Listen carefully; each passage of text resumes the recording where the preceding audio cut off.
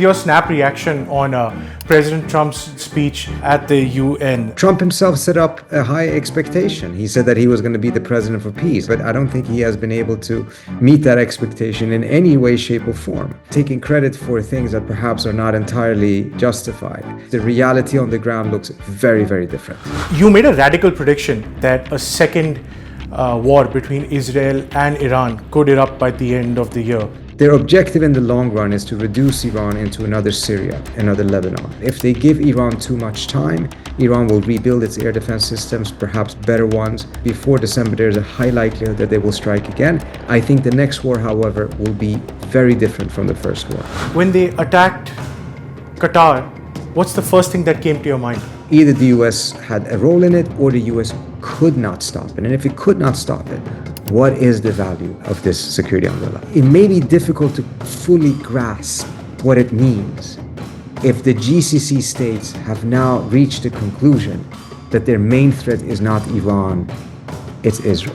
This Saudi-Pakistan Mutual Defense Pact that happened immediately after Israel's attack on Qatar. The one element of it, though, that seems to at least have been the intent of the Saudis is to send a signal to the United States that they took one step closer, not to Pakistan, but to Chinese security defenses, which essentially becomes a proxy for China in all of this.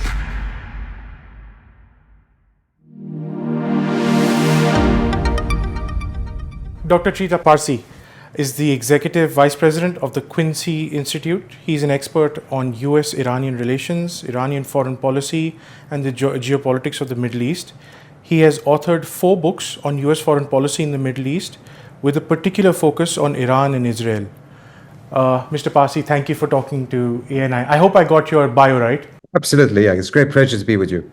Okay, can we begin with your snap reaction on President Trump's just concluded speech at the UN? He talked about, settling a lot of conflicts, 7 in total, some of which are obviously contested. India contests his role in settling the conflict. But the fact is that the Russia-Ukraine war still rages on, 3 years on, and Mr. Trump has also failed to get a ceasefire going in Gaza, where Israel continues sort of like a disproportionate war over there, causing a lot of death and destruction.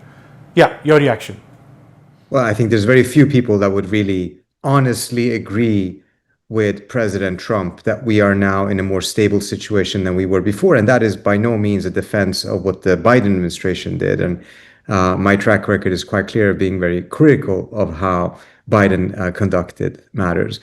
But Trump himself set up a high expectation. He said that he was going to be the president for peace. And in the American context, to suddenly have a president use the word peace, talk about peace, was a bit unusual, to be frank. So he set the expectation high, but I don't think he has been able to meet that expectation in any way, shape, or form. He started a war with Iran. Thankfully, it was over rather quickly, but he did so at the expense of the opportunity for a diplomatic solution that would have been far more beneficial to the United States itself. The war in Gaza, or the genocide in Gaza, Trump actually exercised his leverage early on in his presidency to get the ceasefire, but then he did not sustain it. And as a result, Netanyahu broke the ceasefire after phase 1, and the United States blamed Hamas instead of holding Netanyahu responsible. And now we have an even worse situation there. And then, as you pointed out, taking credit for things that perhaps are not entirely justified. So I do fear that there is quite a lot of hype and exaggerations. The reality on the ground looks very, very different. I know that you are a specialist in Iranian affairs, so I'm going to stick to the Israel-Iranian conflict for now. You made a radical prediction in your piece in the Foreign Policy magazine that a second war between Israel and Iran could erupt by the end of the year, within the next few months. Are you still sticking to that timeline? I mean, I'll be frank with you, I will be the happiest person on the planet if it turns out that I'm wrong. But so far, I have not seen any signs that would reassess my view of where we are likely to go. One factor that potentially will complicate this is the fact that the Israelis overreached with their attack on Doha. This has backfired. It does not mean that necessarily they will not attack, but the fundamental reasons as to why I think the Israelis are looking for a second round here, I think are still valid. And if you want, I'll be happy to go over them in a bit more detail. The Israelis had essentially three objectives with this war. One was successful, the two others were not. The successful one was that they finally, from their perspective, managed to get the United States to go to a direct war with Iran. This is something that they had tried for more than 20 years and they had failed. Now, finally, they did. Trump went into the war. He bombed Fordo and Natanz. But the Israelis had hoped that he would be much more deeply involved in the war rather than just a one-off. But nevertheless, it was a success. The two other objectives were failures. They thought that they could decapitate the regime, similar to how they had managed to inflict significant damage on Hezbollah with the pager attacks. And even though they were quite successful in the early hours of the war, they assassinated a large number of senior Iranian military officials, their families, scientists, etc. These were nevertheless rather quickly replaced, and Iran's command and control was never really fully disrupted. And then, of course, we saw that the Iranians went on the offensive with their missile attacks, of which many of them did go through the Israeli air defense systems. The third objective is the most important one, and the reason why I think they will start the war again. Their objective in the long run is to reduce Iran into another Syria, another Lebanon, a country that Israel can bomb at will, with impunity, and more importantly, without American involvement. Right now, they cannot do that. They have to have extensive American involvement to attack Iran because of Iran's missile capabilities that they need the Americans' support for defending against. And I don't think the Israelis thought that they would be able to reduce Iran into Syria in one attack. I think they, from the outset, thought that there would be several phases to this war. But I think they thought that they would have achieved more in this phase than they did. But having started it now, they cannot afford to stop from their own standpoint, because if they give Iran too much time, Iran will rebuild its air defense systems, perhaps buy better ones, perhaps manage to get rid of some of the Mossad presence inside the country, and eventually will also hit the American midterm election season, which will complicate Israel's calculations and Trump's calculations. So as a result, I do think that before December, there's a high likelihood that they will strike again. I think the next war, however, will be very different from the first war. Two other issues over here that I want you to factor in when you make that prediction. The possibility of snapback sanctions on Iran, that's currently being negotiated in the UN as we speak. And also this latest tweet that came from the Iran Supreme Leader, Ayatollah Khamenei, where they've achieved 60% uranium enrichment, even though he says that they don't intend to pursue the bomb. How much of these two things will also, do you think, are also being weighed in Tel Aviv for a possible second conflagration? So these are very important factors. The snapback provides a political lubricant for the Israelis to do an attack. It is, however, not necessary for them. If the Israelis believe that they have an opening and a necessity from their standpoint, from their calculations, they will do so, snapback or no snapback. In fact, the Israelis wanted to attack back in February, and Trump said no to them, and the attack ended up becoming in June. So any political excuse may be helpful, but it is not necessary. The snapback, I think, is problematic in many different ways, but there's a different element there. We're happy to discuss that as well. The Iranians, what I saw that the Supreme Leader had said is that he had essentially ruled out any direct engagement with the United States. And I think that statement must have come because within their system, there must have been an intense debate as to whether there should be some sort of an accidental conversation between Trump and Pezeshkian, since both of them are in New York right now. And I think this statement came down essentially to prevent that from happening. I do believe we are in a scenario, however, this is not an endorsement of what the Supreme Leader said or anything like that, but I think we are in a scenario right now, a very unusual scenario, in which diplomacy may actually speed up the transition, the movement towards a new war. And the reason I say this is Trump is under the impression that the Iranians essentially are so weak that they have to capitulate. His only interest in diplomacy at this point is to get the capitulation confirmed. He's miscalculating because that's not what Iranians are at. Whether they are that weak or not doesn't matter. They're not going to capitulate. And then, of course, Trump is a very impatient person. If you have talks now, they will fail under these circumstances when the position of the two parties are so far away from each other. And failed diplomacy at this point will dramatically increase pressure on Trump to take military action. Under normal circumstances, when parties have their positions far away from each other, diplomacy can still be helpful because it could be useful towards bridging the gap between their positions. That is not the case here. And instead, you're going to have a scenario, I fear, that the failed talks will dramatically increase the likelihood of taking military action. So if you start the talks now, given the fact that Trump's general attitude is that he's resolved the issue, he's obliterated the program, and the issue is off his desk. If you have diplomacy started again, it brings the issue back to his desk.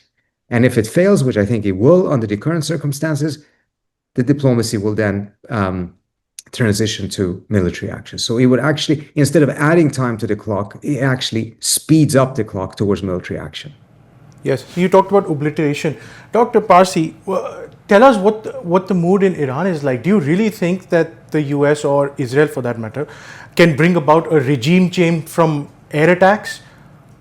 Or regime change can only happen with boots on the ground? Yeah, there is no example of regime change happening through aerial attacks.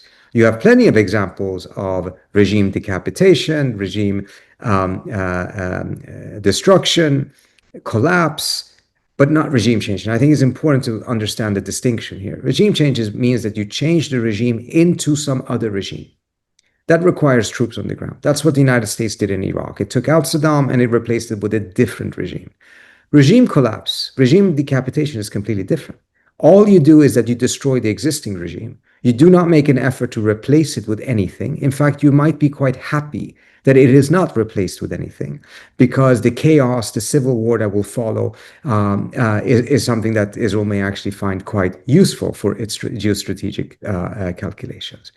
So the Israelis were looking for regime collapse, state collapse, rather than regime change in this specific scenario. Okay. And in this scenario, Prime Minister Netanyahu would need Trump's blessing. In fact, he may need tangible support as well in the form of airstrikes or whatever. Do you think President Trump has the political appetite right now to go with Netanyahu and bomb Iran again? I think that the appetite is limited. But once the Israelis start the attack, I think it will be difficult for Trump. He has so far not shown a particularly impressive capability of sustaining a no to the Israelis. He can say it, unlike Biden, who never managed to say it. But to sustain the no is something that we have not seen Trump do yet. And I do agree with you. The Israelis are going to have a great difficulty actually starting the war without some, at least semi-green light from the United States. I think the reason why the 12-day war or the American attack within the 12-day war ended up not being so politically costly to him is primarily because of the fact that it was just an attack. It was not a war. There was no American soldiers being killed. There was not real exchange of fire. It was military action. It was not a war. Had it led to a war, I think it would have ended up becoming very costly for Trump, because his base was not in favor of this at all. The Fox News crowd, which is different, that's the more traditional Republican Party, they were in favor of it, but they're not his base. His base in the MAGA, the key voices there, from Steve Bannon to Charlie Kirk to Tucker Carlson, were all vehemently opposed to this because of the fear that ultimately this will lead to a larger war and it won't just be a military action. What's the view in Tehran, Dr. Parsi? Trump had tweeted after the strike, the B-2 strikes, that the Iranian nuclear program was obliterated. Tell us what we always talk about Israel and America. What's happening in Tehran? So you have a couple of things happening as a result of this attack. In some ways, the Israelis inadvertently manage to bridge the gap between Iranian society and the Iranian system, the government, the regime. This is a very unpopular government at the end of the day. It had been particularly unpopular in the last couple of years because of the Masa Amini protest, a new generation that neither believes in reform, doesn't believe that the system is capable of reforming, failed to overthrow it with a revolution, although they did succeed in dramatically changing the cultural reality in Iran. But the attack sparked a huge wave of nationalism throughout the country, which is, again, is a normal thing. This is what happens in most countries. We saw that in India as well, of course, with the exchange of fire with Pakistan. What I think, however, was surprising, at least I speak for myself, I was surprised by the extent of the nationalistic wave and the manner in which it did bring society and government not together, but closer together than they were before. This is something that the Iranian government itself has failed to do, but the Israelis managed to ensure that it happened because of the fact that at the end of the day, however much they disliked the government, they were not asking to be bombed. And I think one factor that in particular made it as intense, well, it's the whole manner in which Israel conducted this war, that the war came in the midst of negotiations, 2 days before a new round of talks, when the Iranian government had showed far greater flexibility than they had in previous negotiations, even offering to allow American companies to come back into the Iranian market, something that they never offered in the JCPOA. So at a moment where talks were taking place, at a moment where the Iranians showed more flexibility than ever before, that's the moment the Israelis decided to strike. And they struck indiscriminately. As I mentioned, they were killing entire families belonging to a civilian nuclear scientist. They blew off on one of the days 5 car bombs in Tehran. I mean, if the Iranians had blown off 5 car bombs in Tel Aviv, most of the world would say that this is terrorism. So the manner in which they did this, the timing of how they did it, I think is a key reason as to why there was so much anger in the country. And that anger is still there. And the Iranian government has managed to take advantage of that to bridge the gap a little bit. Whether that is sustainable or not is a different story. But at least in the short term, that is what has happened. And talk to us about Iran's missile preparedness. Do you think that they've been able to replenish their missiles? They have been able to replenish. The question, however, is this. Have they been able to replenish the launchers, which actually is easier than the missiles themselves?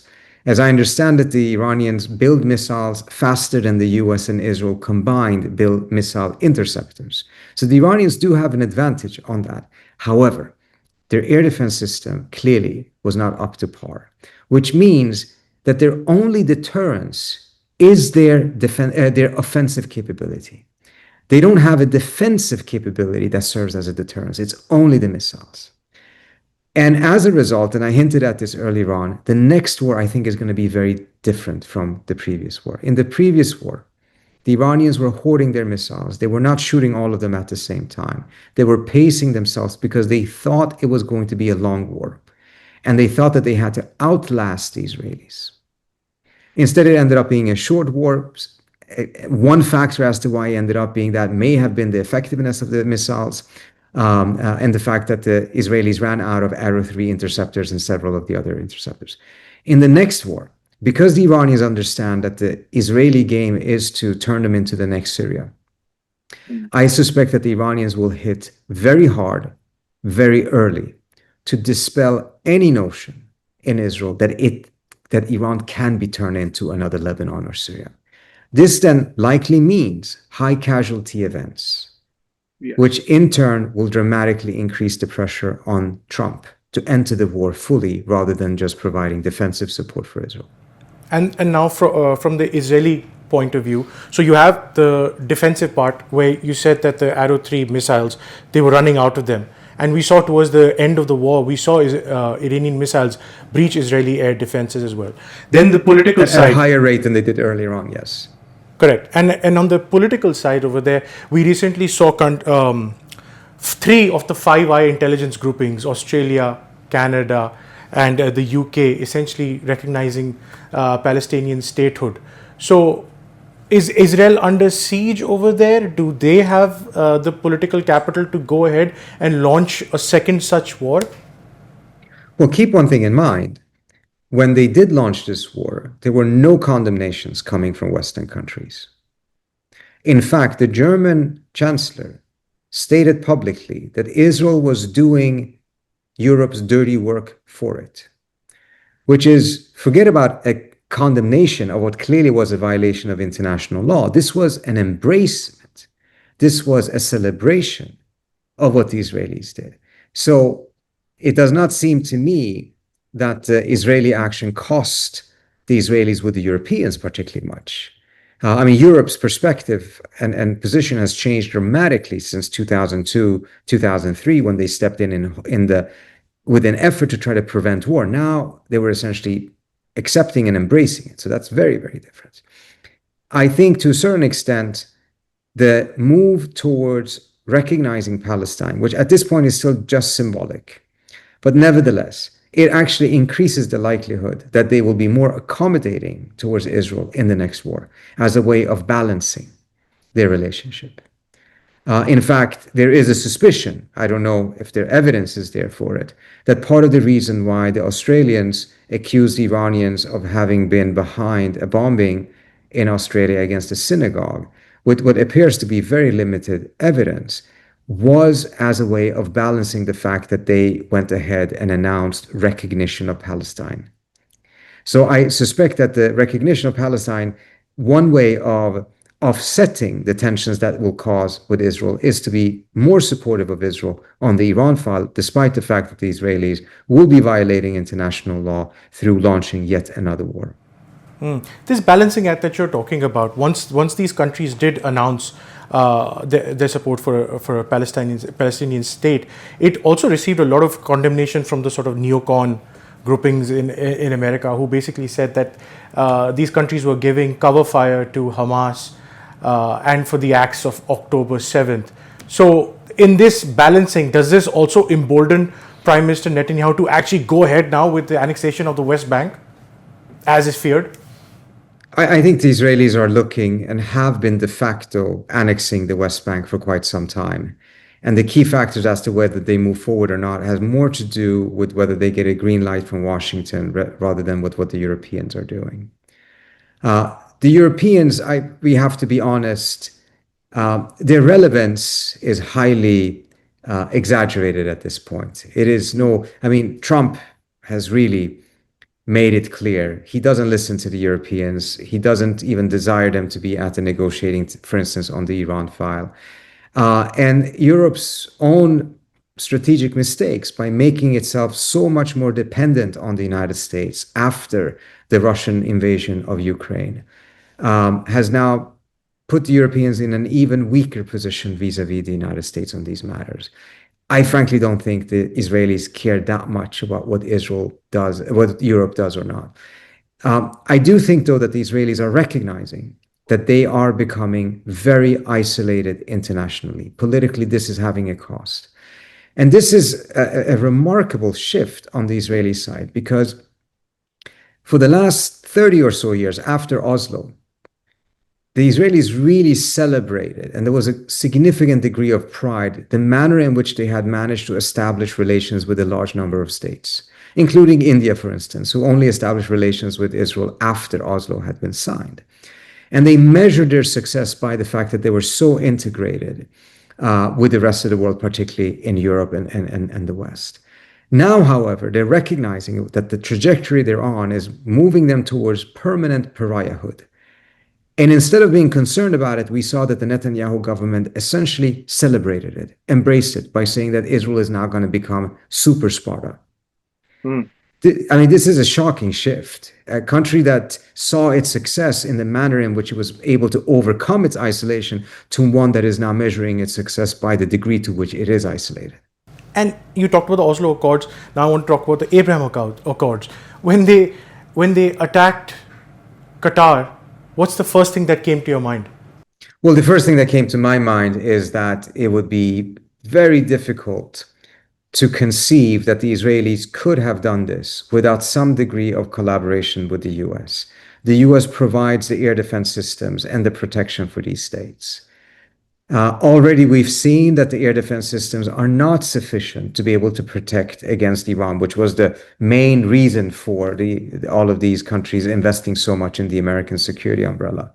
But now you had a scenario in which either the provider of the security umbrella was incapable of preventing an Israeli attack, or even worse, may have had a finger in the attack, may have actually conspired to attack the country it is supposedly providing a security umbrella for. So I think this sends shockwaves through the region. On the surface, you are not seeing the Qataris blame the US. In fact, to a certain degree, they're trying to exonerate the US. I think this is a calculated move because their concern is that part of the objective of the Israelis was to really destroy the Qatari American relationship. And by getting the Qataris to lash out at the US for a potential role, or at a minimum, the remarkable failure to activate the air defense systems, would only play in the hands of the Israelis by making that break more likely. So instead, what I think you're going to see is that on the surface, there's going to be a bit of a pretense that everything is as usual, business as usual. Underneath the surface, you're going to see these countries starting to diversify their security basket, which could potentially include arms purchases from China. Yes. Dr. Parsi, that's it appears to be quite a remarkable loss of face for the Qataris, because this is the second time in a year that their sovereignty has been challenged, right? Towards the dying end of the Israel-Iran war, Iran fired the final sort of salvos over Qatari airspace, and then now Israel has done that. And you're saying that America may have given blessings for both of them. For the Iranian part, for sure, it looked like that. Well, I mean, for the Iranian part, the systems try to shoot down, and they shot down some of them, but apparently some of the missiles nevertheless went through, which again demonstrated that if the Iranians really wanted to target American bases in the region, because it was an American base that they were targeting there, they could inflict significant damage. And this, of course, was very worrisome for the Qataris and the other GCC states, which meant that at the end of the day, their air defense systems are not sufficiently good to be able to deal with the Iranian missiles. But even worse than, of course, if there is any American role in it. And again, from a military standpoint, I'm not a military expert. From the folks I've talked to, usually if your airplanes are approaching an air defense systems, you have a specific code that you have to share in order to identify yourself as a friendly, as a non-threat. Some way, somehow, the Israeli planes managed to get quite close to Qatar without activating the air defense systems. And the American systems are such that the US can turn them off remotely. So again, it raises all kinds of question marks. I'm not sure if any evidence is clear on exactly what happened, but the spectrum is between two bad options for the GCC. Either the US had a role in it, or the US could not stop it. And if it could not stop it, what is the value of this security umbrella? Now, Dr. Parsi, now looking at this American security retrenchment in the region, let me hazard a speculation. This Saudi-Pakistan Mutual Defense Pact that happened immediately after Israel's attack on Qatar, would you also speculate that it may have been the result of this? I think that is quite clear, that it is the result of this. The degree that I think the question that is not as clear to me is this really a security pact? I mean, are the Saudis going to come to the defense of Pakistan in a future India-Pakistan conflict? Hopefully it won't happen, but would they come to their defense? And how capable is the Pakistanis of actually providing a nuclear umbrella for the Saudis? That is, I think, the part that is more unclear. The one element of it, though, that seems to at least have been the intent of the Saudis is to send a signal to the United States that they took one step closer, not to Pakistan, but to Chinese security defenses, given the fact that the Pakistanis are using Chinese security defenses. So instead of going the full distance, which obviously would be quite provocative from Washington's perspective, they hinted of their ability or intent or potential intent of going that direction by going to Pakistan, which essentially becomes a proxy for China in all of this. And given much of the concerns that exist in Washington about China, you can just imagine how that signal was read over here. Now, okay, so this defense pact, what you talked about the political messaging towards America. In real terms, though, where is this more targeted towards? Is this targeted towards Houthi aggression, towards Iranian aggression, or towards a possible Israeli aggression? Out of these three, what would you give more weight to? I think the thing that has changed dramatically, and it's not just after the Qatari attack. I'm on record of having said this long before the Qatari attack, which I said that I would be shocked if the security thinking in the GCC hadn't started to change, not because they were going to be attacked, I didn't predict the attack, but because they had seen that the United States had now adopted a position of more or less completely removing all restrictions on Israel, regardless of what Israel chose to do. Take a look at what happened in 2006. In 2006, the Israelis in their war with Hezbollah tried to assassinate Nasrallah twice. And they hit his bunker, but they could not penetrate the bunker. This time around, they penetrated the bunker because there were no restrictions on them. They used 82,000-pound bombs to get to a bunker, knowing very well they would destroy the entire neighborhood, and they probably killed 300 to 500 people to kill one person. In the past, the U.S. would never have allowed this. In fact, in 2004, when the Israelis assassinated the founder of Hamas, Sheikh Yassin, the Israelis killed 9 of his family members. And the Bush administration condemned Israel for having conducted an attack with too high of a collateral damage. 9 people. When the Israelis now killed Nasrallah, they killed 300 to 500 people. The Biden administration issued a written congratulations to the Israelis. So you have a scenario here in which all of the restrictions on the Israelis from the American standpoint have more or less been lifted. And an Israel that is more than willing than ever before to break all kinds of norms. Under those circumstances, it was only a question of time before the GCC states would start to recognize that Israel is a far greater and more likely threat to them than Iran is. Not in the sense that Iran may not be a threat, not that Iran doesn't have the capability, not that they are, falling in love with Iran in any way, shape, or form. They still have deep suspicions. There's still tensions in many different ways. But it is about what is actually the real immediate threat on the horizon. Whereas that clearly was Iran 4 years ago. At this point, I think it's clearly Israel. Now that you put this entire thing in context, Dr. Parsi, I'm going to drag you back a little bit more and ask you, are you going to still stick to your timeline about a possible second war? I mean, I'm not betting money on it in any way, shape, or form, but I am still very convinced that yes, there will be another attack. I fear that it will be happening relatively soon. The main factors that puts it at the end of December is because of the political calendar in the United States. Once the midterm election begins, it doesn't stop, it doesn't make it impossible, it's not prohibitive, but it does complicate matters significantly. In fact, the Israelis were adamant about doing this before the end of July, because by the end of July, General Kurilla would end his term as the head of CENTCOM, and he was a critical ally of the Israelis to make the case inside the administration, but also his coordination with them. So factors of this kind end up becoming very, very important, and many times they are not visible to the public. Yes.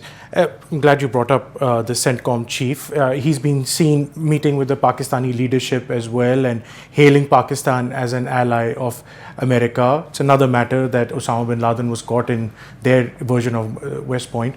Now, from Delhi's point of view, you have the Saudi-Pakistan Mutual Defense Pact. You're also saying that it's Saudi Arabia telling America that we have friends in the region and we can cozy up to China too. With this defense pact, from India's point of view, will this mean that now possibly our ties with Israel will get closer and more deeper, especially the defense aspect of it? That is certainly one direction that the Indian government may go and may feel inclined to go. I do not know enough about India's calculations and its foreign policy to be able to give you an informed answer. What I can tell you, however, is that strategically, in my view, despite the fact that, of course, the Israelis have very, very strong military technology that Israel has become quite dependent on, but to really cozy up closer to a country that very likely at this point is going to be found guilty of genocide and who is moving in a direction of more or less permanent pariahhood, does not seem to me be a very clever gamble for India. India is still a country that is very important in the global South context. It's at this point, obviously, a major power, but its global South roots are not inconsequential. And I think a movement in this direction under these circumstances will be very, very costly for India and probably not worth whatever gains may be coming from Israel's military assistance. Dr. Parsi, in 2023, the IMEC corridor, India, Middle East, European Economic Corridor, was announced together at the G20 here in Delhi. Do you, with the radical shifting of geopolitics in the region, do you think that this corridor is now pretty much dead? I didn't think it was alive to begin with. I didn't find it to be particularly credible. But at this point, the geopolitical situation in the region has changed so dramatically. A lot of these things are going to have to be reassessed. They relied on a modicum of continuity of the previous lack of order. I don't want to call it order, but whatever the configuration was, a certain degree of stability and continuity of that has been completely upended. I mean, we just talked about it, but perhaps I should emphasize it again. It may be difficult to fully grasp what it means if the GCC states have now reached the conclusion that their main threat is not Iran, it's Israel. I mean, this takes 3-4 decades of security thinking in the region and completely flips it. To think that some of these other economic arrangements will be able to survive this unscathed, I find very unlikely. Okay, as we conclude, Dr. Parsi, we started off talking about the UNGA. We'll end it also talking about the UNGA. What should we look out for this week as it's going on? President Trump just ended his speech. He is very critical of European nations. What are you looking for in this week? Well, I'm really looking to see, first of all, what happens more on the Israel-Palestine front. I mean, it's been quite fascinating so far. The genocide word, which was not used, to the best of my knowledge, in more than perhaps a handful, if even that, last year, is now being used left and right by plenty of leaders, including European leaders, the Slovenian president, for instance. And again, also the comparison to the Holocaust, which politically was next to impossible, too sensitive, is being repeated by a large number of these states. But the question is, of course, is it just symbolic? Is it just speeches at this point, or will something more concrete come out of this? I think the French and the Saudis, or the French in particular, who pushed very much for this recognition, may have managed to get more than what they originally anticipated, which then adds pressure to them that there has to be a follow-up on this that brings about concrete changes so that this whole exercise and all of the political capital that was invested in the recognition does not end up becoming something that is just symbolic at a time when a genocide is happening. Okay. Dr. Parsi, thank you for talking to ANI. Thank you so much for having me. I appreciate it.